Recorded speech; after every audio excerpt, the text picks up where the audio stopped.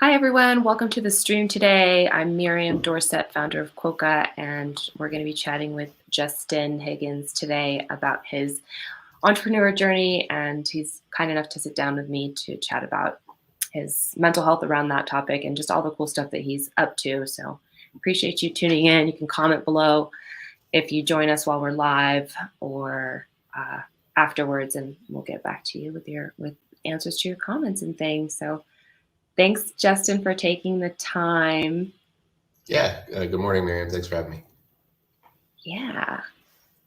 So how have you been? I know we chat regularly. We're in the Indie Worldwide Challenge together, but I don't know. How do you feel the challenge is going? We have like 20-something days left. It's great. Yeah, I figured it's like 50 or something, but you're right. It's probably more like 20 because I'm not in that challenge. I mean, yes, to win, but it's really the community and the participation and the brainstorming and the networking that I've been finding super valuable from it. Yeah, I mean, the nature of my product is it's kind of viral and it scales with a lot of the outreach that I do. So I've been doing all sorts of different like strategies in experiments to grow that. So I think if I went into it with this focus of like, I gotta win it, it probably kind of kill the energy I have in my mindset. Yeah, but I'm doing really well. Since we last chat, I reached out to a bunch of journalists, and as my new focus, as I said in this week's update, is to reach out to more journalists. It's been good. It's a new challenge. Good. And let's talk briefly about 24-hour homepage, your project, so that way people know about it. I know a lot about it because I'm very into it and stuff, but do you want to give a little snippet? Yeah, I've got it pulled up here. Thank you. So 24-hour homepage is a giant internet art project. There are 24 hours in a day. That's 86,400 seconds. And whenever you visit the website, you're going to see the current second of the day as advertising. So somebody who joins the website can choose a second to own and publish a piece of content that links to their website, or it could be in support of somebody else's website. It could just be a creative little fun project. I've been reaching out to a bunch of artists to have them tell like a sort of meta story or a creative story. But at the end of the day, it's basically like a 24-hour movie played 1 frame per second for the current second of the day.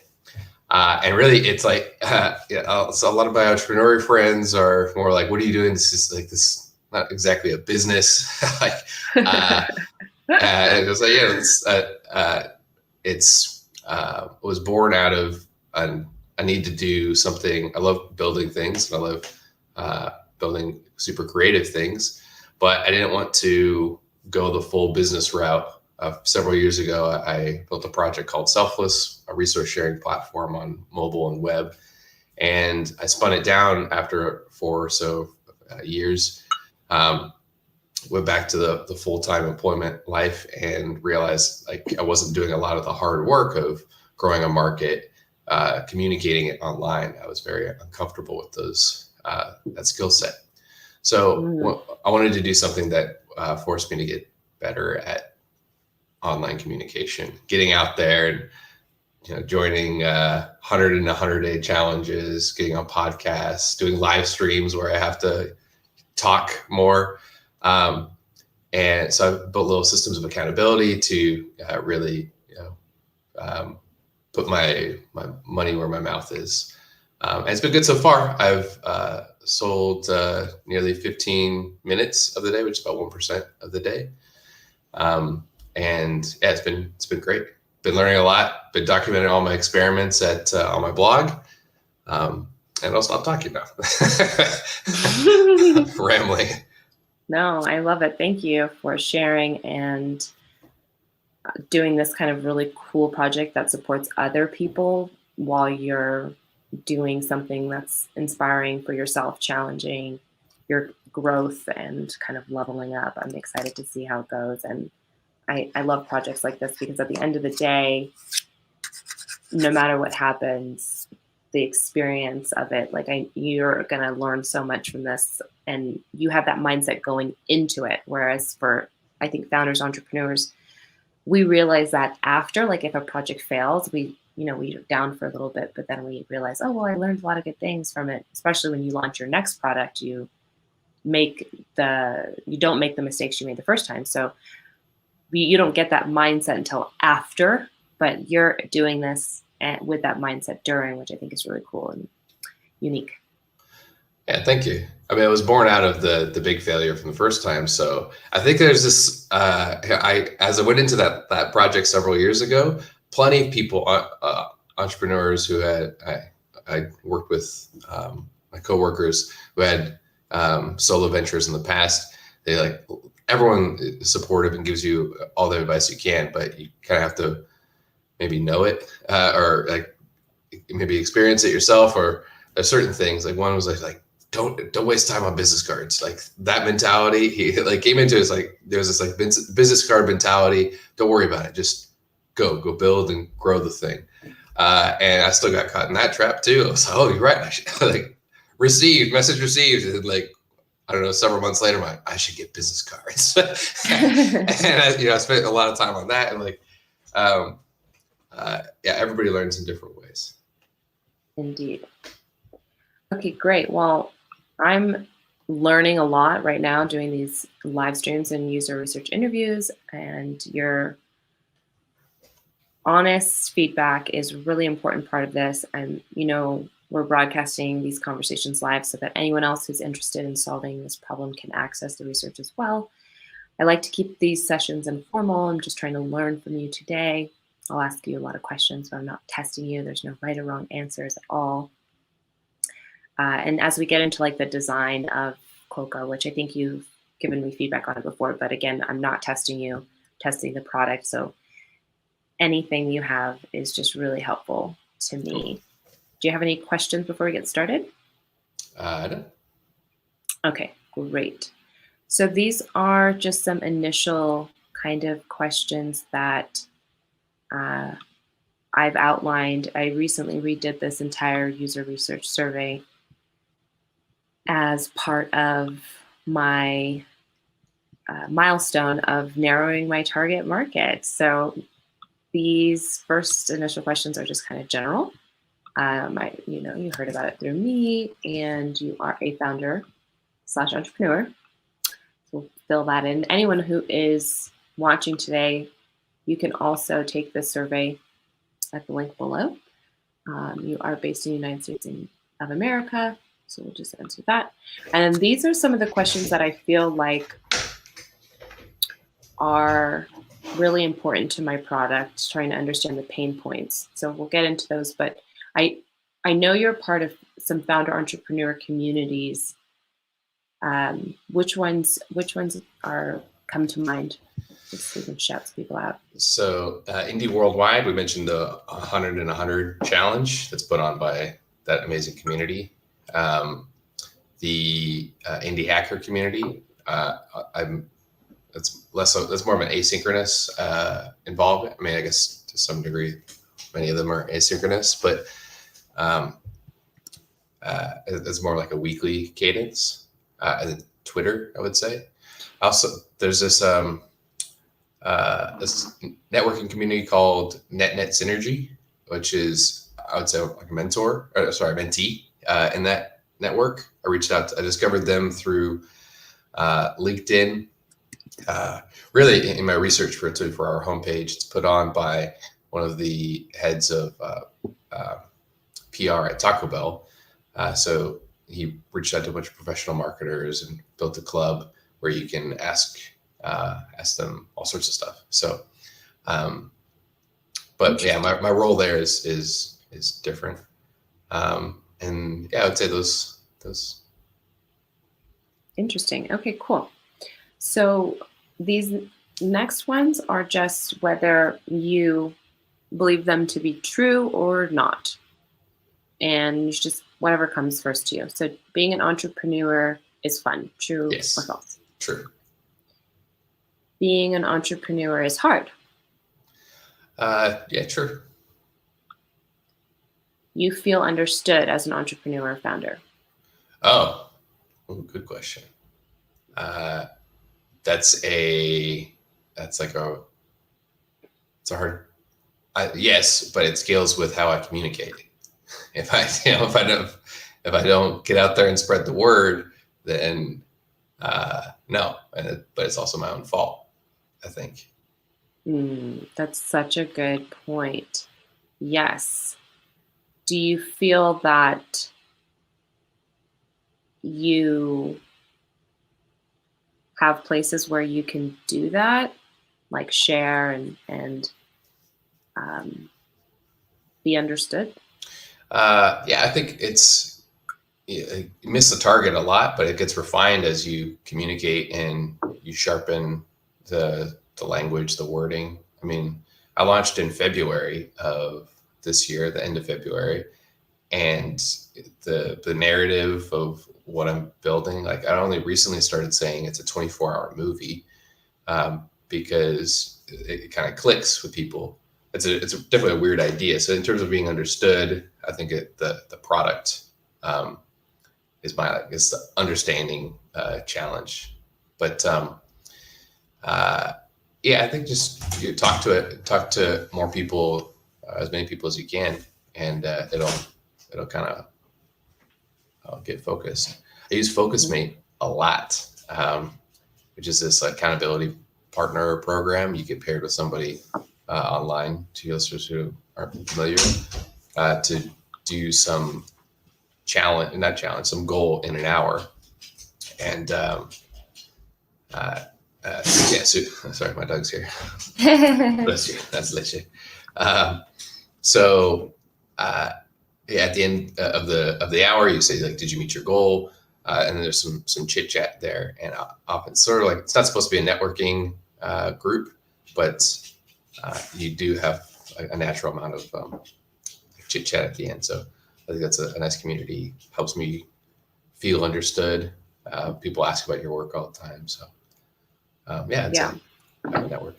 And then Twitter, but it's also I'm new to that community, and my big learning there is that need to participate more, give more, and I think have a schedule.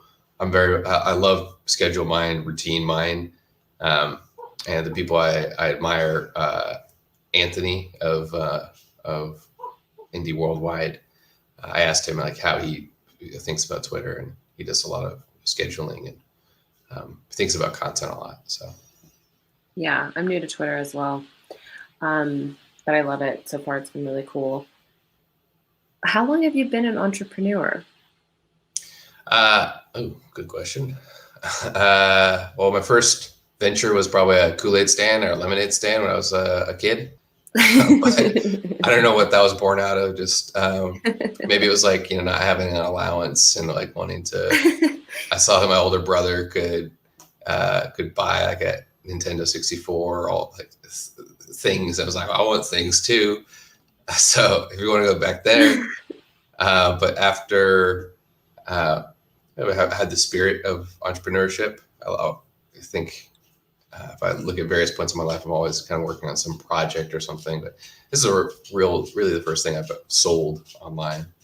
Done plenty of like other projects. Maybe you want to say 10 years? I don't know. Put a number on it. Or 32. I'm 32 years old. Out the womb, I'm an entrepreneur. Putting your mom to work. Yeah.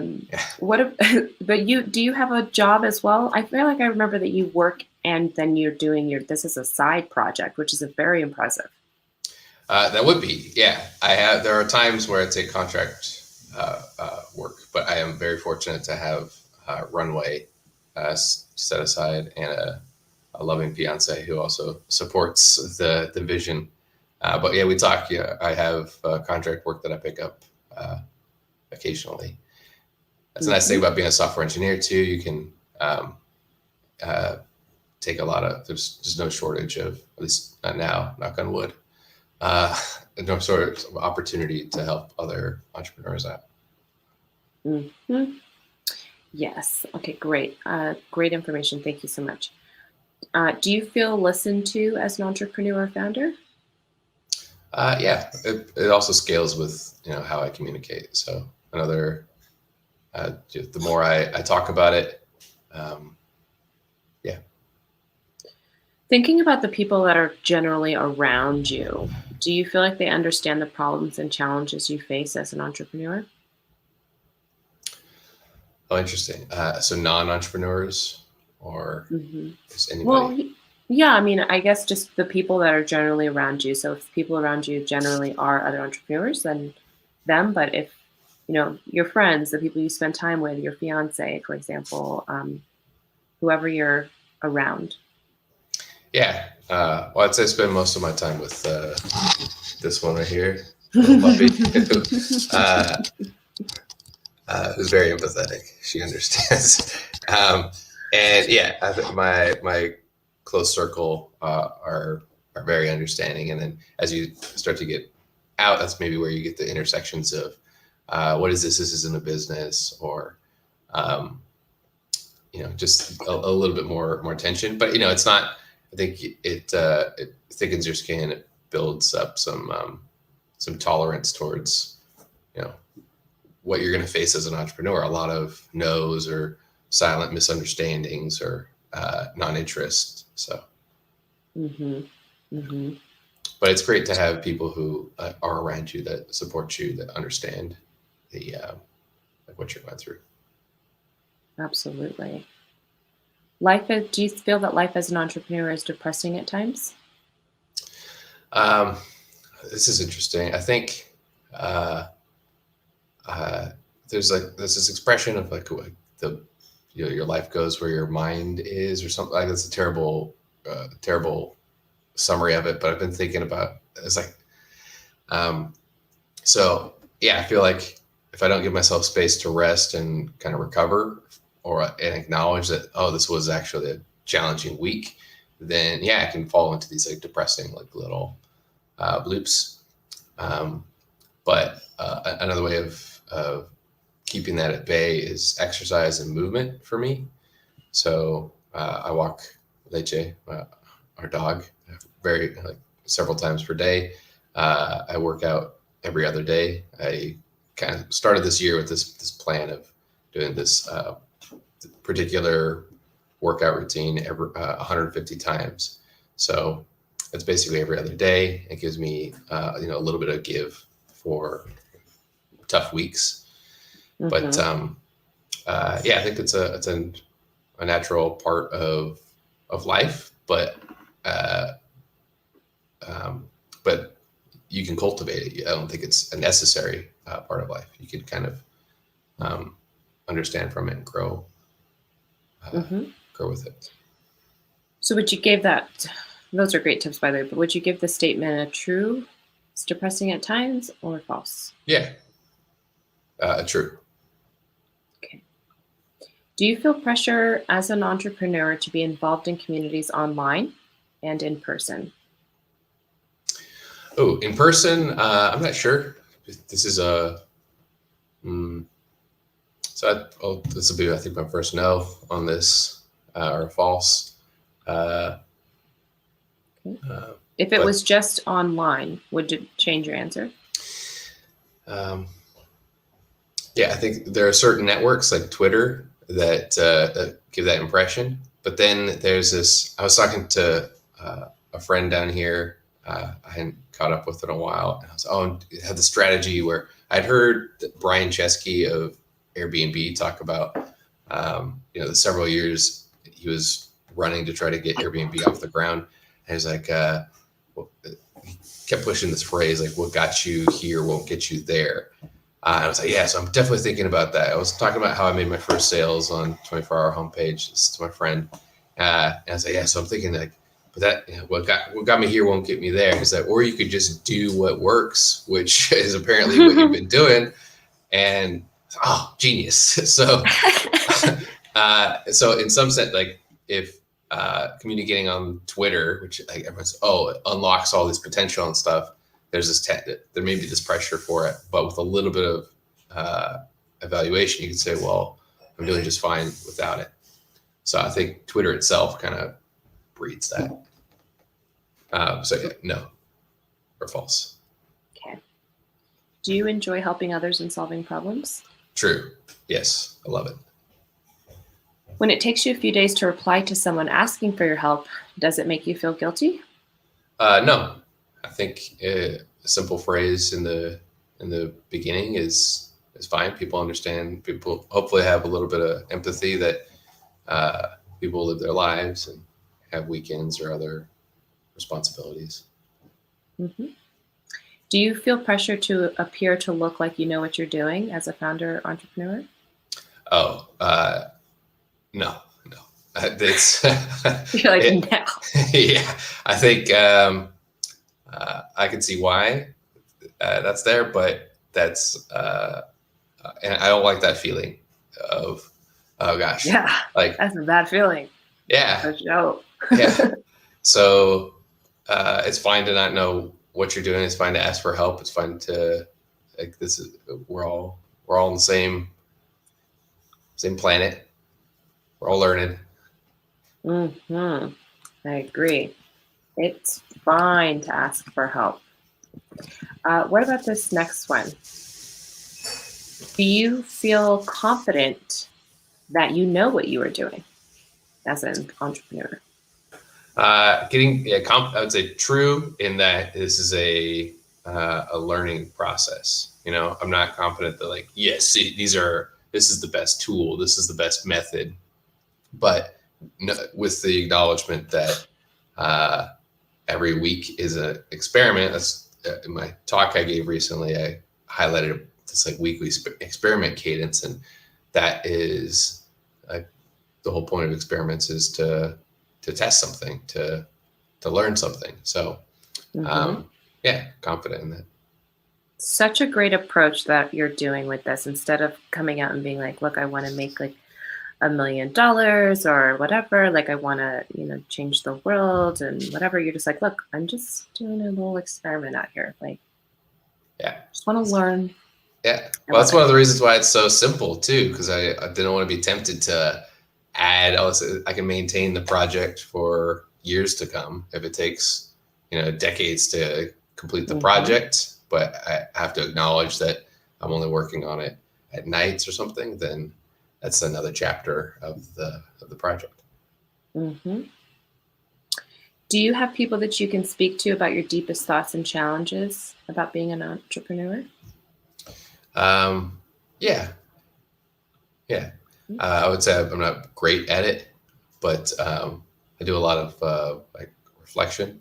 So deepest thoughts, like meditate on what um, the biggest challenges or uh, say in this the press release thing. One actually, you brought it up in one of our first meetings in the Mastermind 100 and 100 group.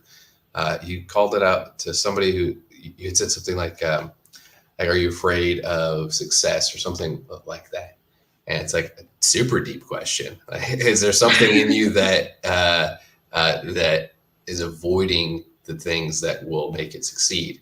And that like boom hit a tone, hit like struck a nerve. So I find these places, and that was like a super helpful question. Reflecting on that, I talk to my dad often and my fiance hmm often, um, but it's usually after I've like spun on those like deep thoughts for a long time. Mm, hmm It's interesting as for me sometimes when I have conversations with my mom, for example, like I'm just talking to her about the problem or whatever the challenge is, and I arrive to the answer just through the conversation with her. Like she never really answers me. I'm just like, Nice. oh, that's what I'm gonna do. Okay, thanks, mom. Gotta go. Nice.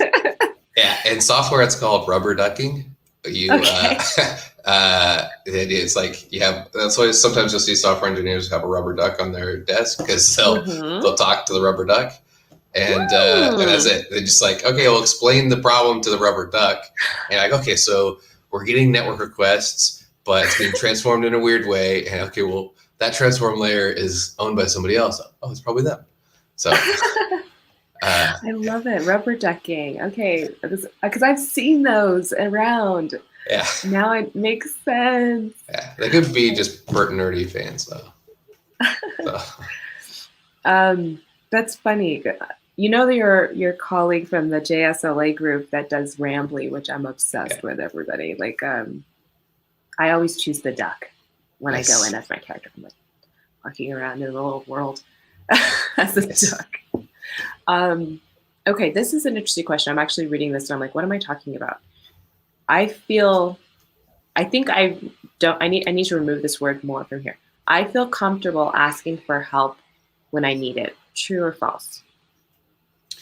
I say true, and it's super helpful to have people like you who nudge you in those places where you kind of don't think about it. Like this is like a self-awareness thing. Sometimes you don't realize that you're kind of stuck in something. At least for me, it's like not until I try several things and I'm like, oh, I realize. But like recently, you called out like, oh, you should ask this giant community you're part of in indie worldwide. Just tell them like, I'm reaching out for a podcast or press releases, and so, oh yeah, that is great. I should do that. So, but in other aspects, like say in coding communities, maybe because I've been there longer. Oh yeah, definitely comfortable asking like, oh, how does this library work? How did you connect to that? Just yeah. Nice. I love that. This is my next question for you. What do you like best about being an entrepreneur? Like, why are you doing this? I've loved working on bringing an idea to life. I think since I've been able to walk or do something, there's some spark of joy that you get when you're seeing something grow that was in your head, and you had this this dream or this vision that people would interact with it in a certain way and enjoy it. And going back to that lemonade stand, Kool-Aid stand, that was also just this I wanted to solve a problem for myself. I don't know. I think I was trying to buy a CD or something. But I love that sort of like trying to cultivate a life that you want to see or grow a life that you want to see, your life. Mm-hmm.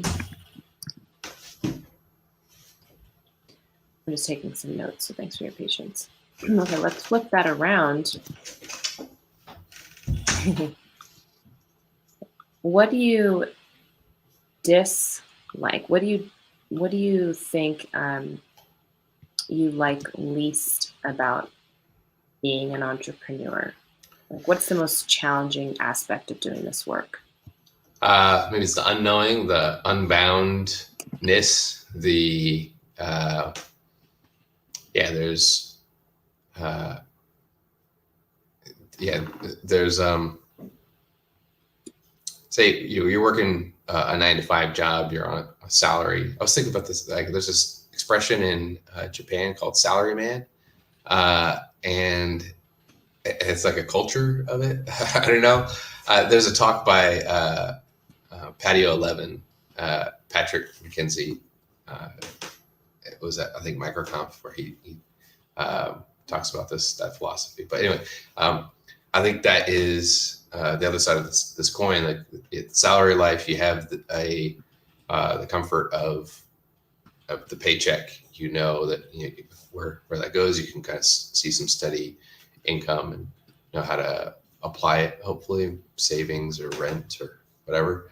But when you're doing something yourself, maybe they're not mutually exclusive. You can be on a full-time job and still be an entrepreneur, have some side hustle or some side project. But for me, I think that's the most challenging part is this flying by the seat of your pants. You're building an airplane while it's in the air. There's all these metaphors, but yeah. Totes. And that prompts another follow-up question. So, like, what would remove that challenge? Like, if you just had what is that thing that people talk about? Universal income or something? Universal basic. Yeah, that would probably alleviate more of it. I think it's a great question. I I would love to cultivate that within myself to have, to feel like I have enough time to say work a full job and then at nights work on something to grow, like a side project or side business. I think that would alleviate it. Another one is just to have enough um, awareness of your runway. If you saved up a month's rent, then you know that you have a month of time, a month's rent plus buffer and stuff to execute your idea.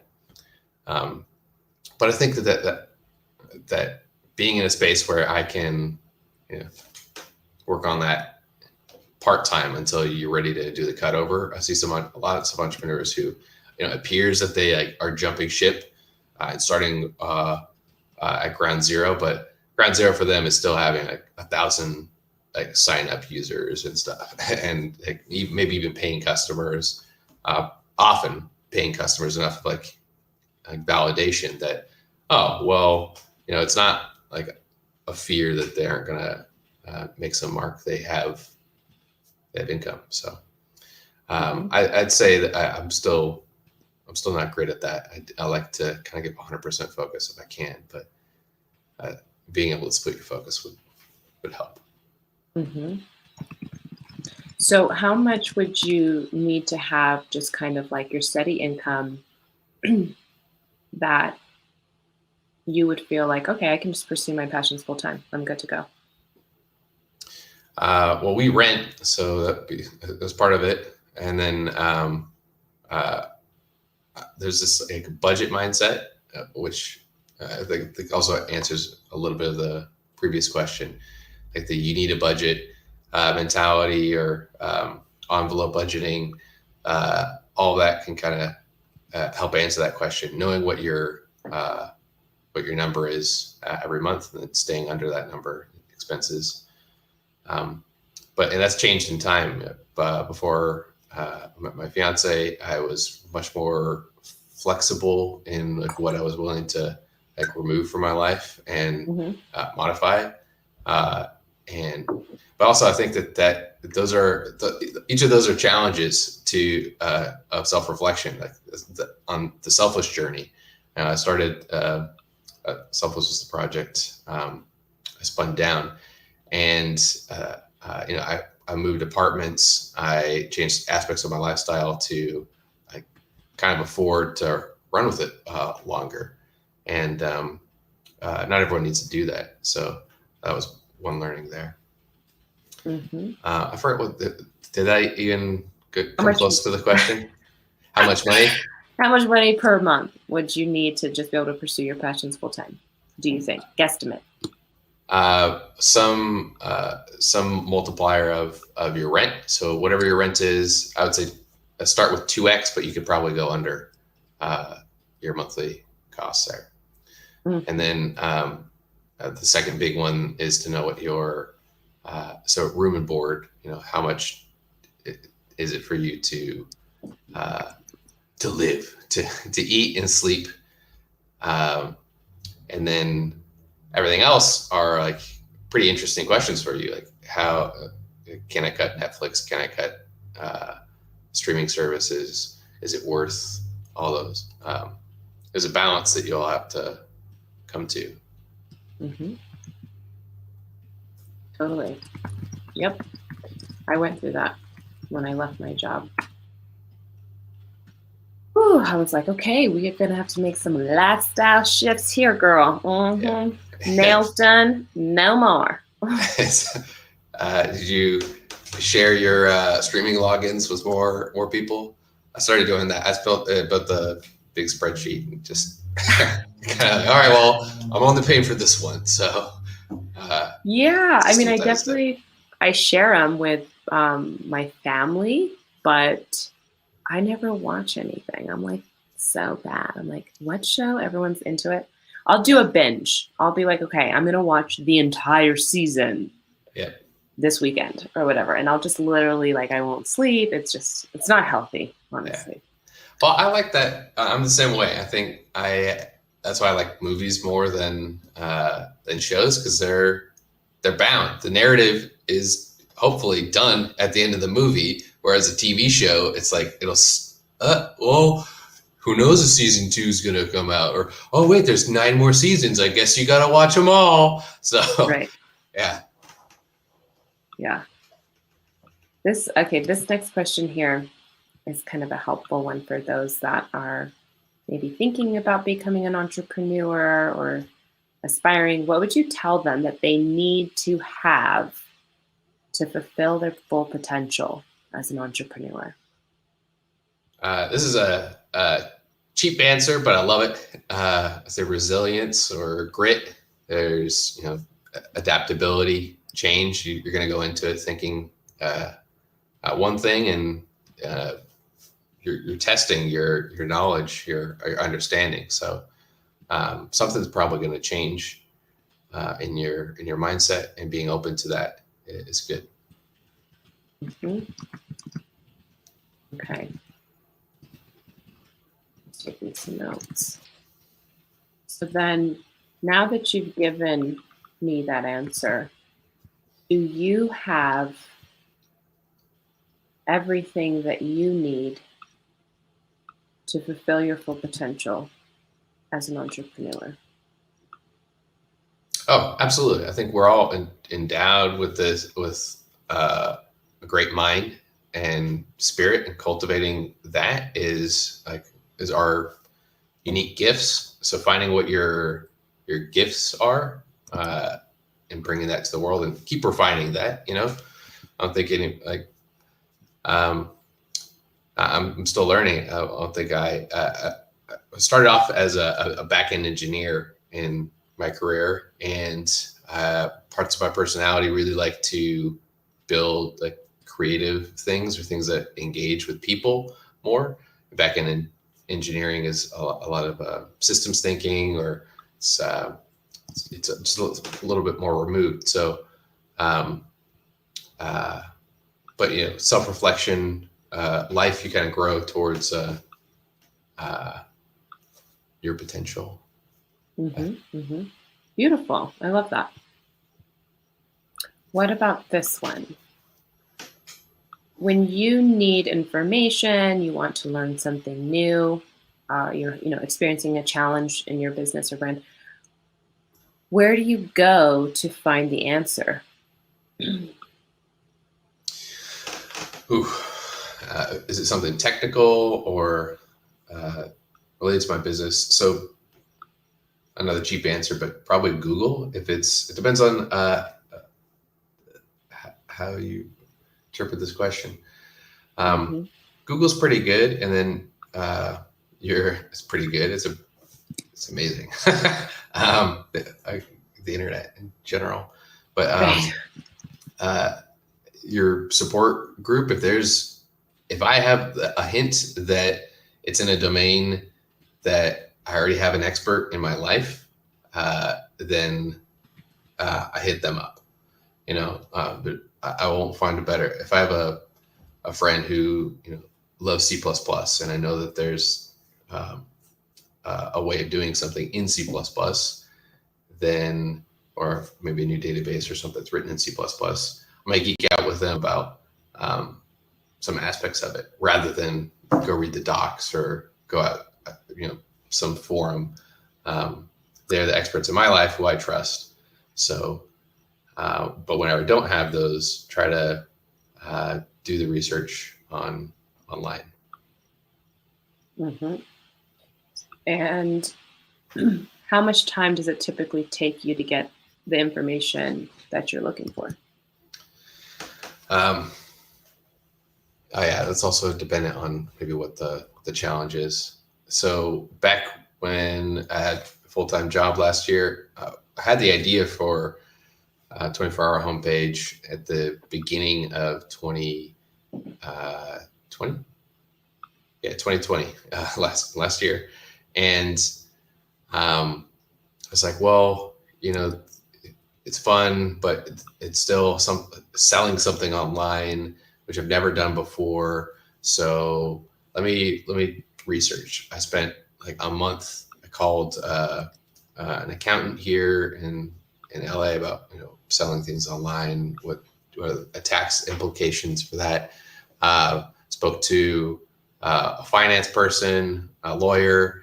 I read a stupid amount of IRS documents that I just felt like noise, honestly. But that's kind of because I wasn't comfortable in that space, even having spoken to a few experts. So I was like, well, I still want to know. That took a long time.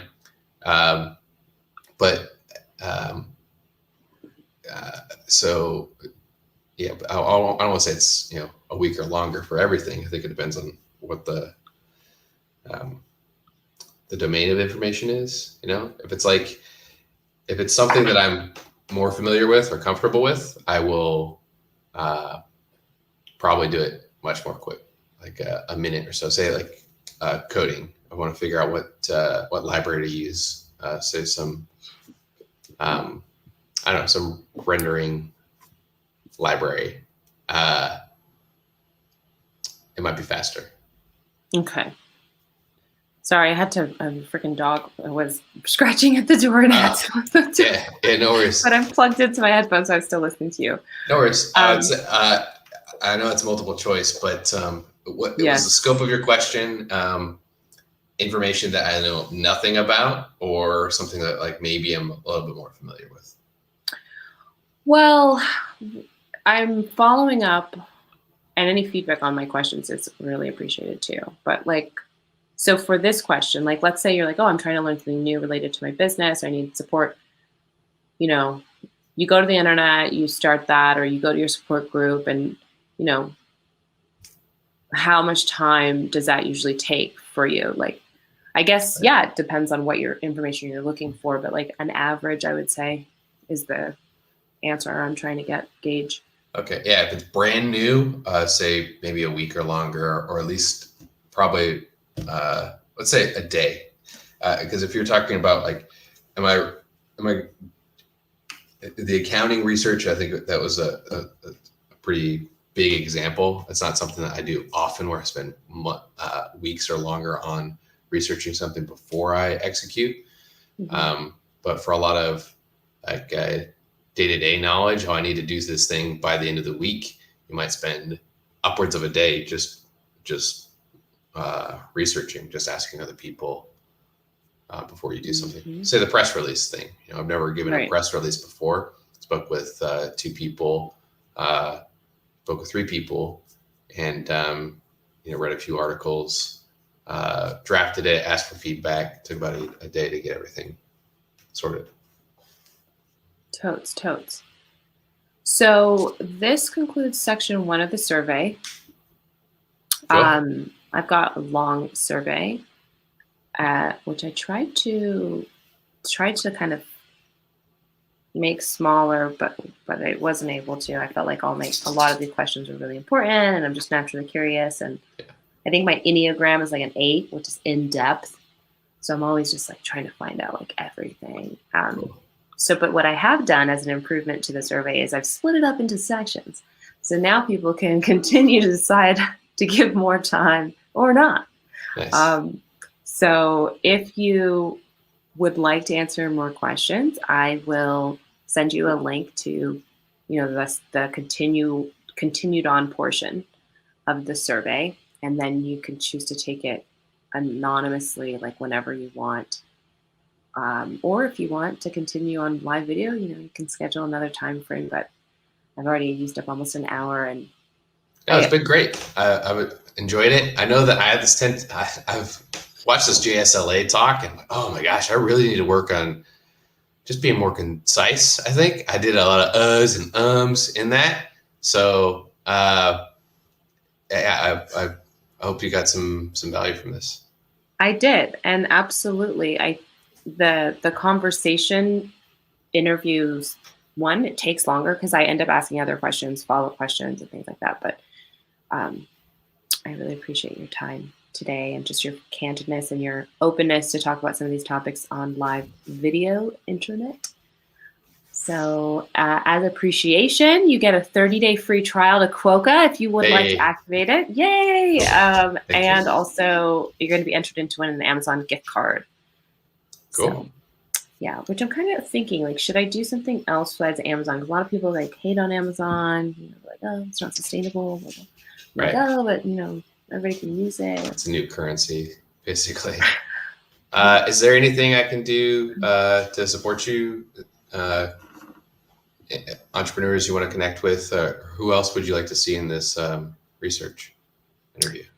Yeah, thank you. I would love for you to share the survey if you have anybody that wants to do it. Like, I'm looking to chat with founders, entrepreneurs about the mental health. They can take the survey anonymously. They can sign up to do the live interview. And just if you use QUOKA, if you decide to use QUOKA, there'll be, it's anonymous. So when you sign up, you don't put your name in. Yep. That's important. And Yep. then you'll be sent links to provide feedback on how you like using QUOKA, and feedback on QUOKA. The experience is really important to me. So there you go. But of course, only use it if you're finding value. Don't use it if you're like, oh, I'm doing this to support Miriam. It should be genuine, like, okay, I like this. I'm finding value here. Right. Great. Yeah. Well, I'll spread the survey around. I see no shortage of people trying to like solve this problem or work in the space. So it's great, great work you're doing. That she's getting into something. Appreciate you. Yeah, she's ready for the walk, I think. She is, yeah. Yeah. Well, I really appreciate your time this morning, Justin. Absolutely, And Miriam. everyone, thanks for having go me. check out 24 Hour homepage. It's awesome. Check out Thank Justin's work. And I will talk to you soon. I'm sure I'll see you sooner than later. Well, great. All right. Have a great rest of your day. Thanks. Bye.